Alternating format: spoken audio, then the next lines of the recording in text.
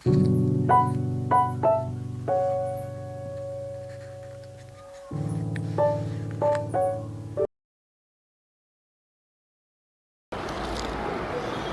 के सिलसिले के अंदर मैं अपनी बहनों से ख़ास करके मुखातब हूँ कि ये कुर्बानी किन किन लोगों के ऊपर फ़र्ज़ है। होता ये है कि घर के अंदर माँ के पास भी पैसा है, बेटी के पास भी पैसा है, बाप के पास भी पैसा है, लेकिन मैं सिर्फ जान छुड़ाने के लिए घर के अंदर जो गार्जियन होते हैं, बाप हो या दादा हो या कोई भी हो, वो अपने तरफ से कर लेते हैं, अपनी औलाद को छोड़ देते हैं। हालांकि ऐसा नहीं है। बालिग होने के बाद शरीयत के सब मुकल्लफ हो जाते हैं। अगर बाप ने बेटे के नाम से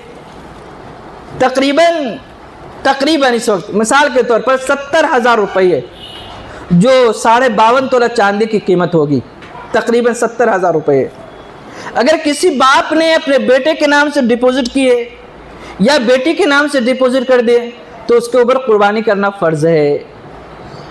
इस मसले को याद रख ले।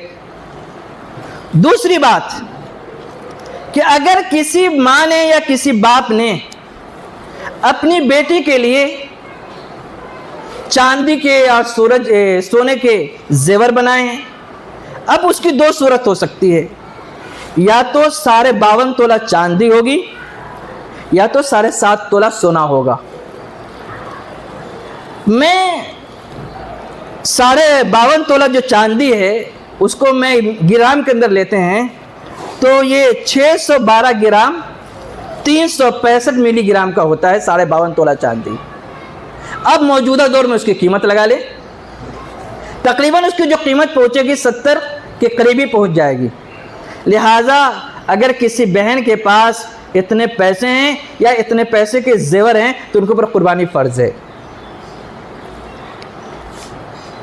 या 7.5 तोला सोना है या 7.5 तोला सोना के पैसे हैं।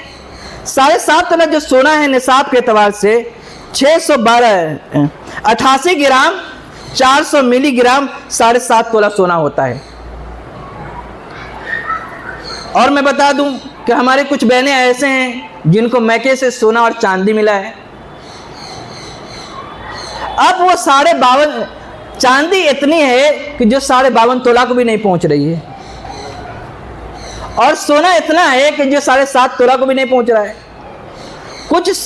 कुछ सोना है, कुछ चांदी है। अब मैं ऐसा करूंगा, मसला ये है कि इस सोने को चांदी के अंदर कन्वर्ट कर देंगे। कन्वर्ट करने का मतलब ये है कि मैं ये समझ लूं कि ये चांदी की जो सोने की जो कीमत हो, ये चांदी की कीमत को पहुंच जाएगी। हम उतने 70,000 अगर रुपये को पहुंच रही है कीमत, तो उसके ऊपर कुर्बानी आपको देनी फ़र्ज़ हो जाएगी। इस मसले को याद रखें खूब अच्छी तरीके से कि अगर जहेज़ के अंदर अम्मी की तरफ से या जहेज़ देने के लिए आपने अपनी बेटी के लिए रखा है और इतनी कीमत को पहुंच रही है, सोना भी आपने ख़रीद रखा है और चांदी भी खरीद रखी है, तो हर माँ बाप के ऊपर फ़र्ज़ बनता है कि अपनी औलाद की तरफ से कुर्बानी करे। अगर बीबी के पास सोना और चांदी है और शौहर उसका अपनी बीबी की तरफ से कुर्बानी नहीं कर रहा है, तो बीबी उस चांदी को बेच करके या सोने को बेच करके कुर्बानी करेंगी। अगर वो कुर्बानी नहीं करेंगी तो क़यामत के दिन अल्लाह ताला के यहाँ पकड़े जाएंगी। और अल्लाह के रसूल सल्लल्लाहु अलैहि वसल्लम ने इरशाद फरमाया कि जो कुर्बानी करने की सलाहियत रखते हैं, अगर उसने कुर्बानी नहीं की तो हमारे मसल्ले के अंदर दाखिल ना हो, यानी मेरे ईदगाह के अंदर दाखिल ना हो। ये बहुत ही सख्त बात है।